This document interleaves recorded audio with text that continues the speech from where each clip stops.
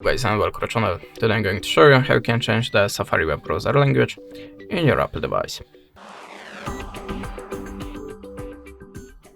So how you can see, now we have the English language. If you want to change it, just open the settings,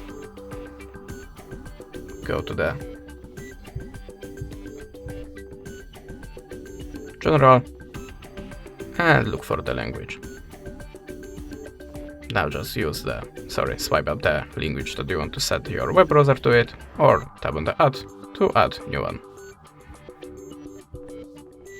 Just swipe it to the top and click continue.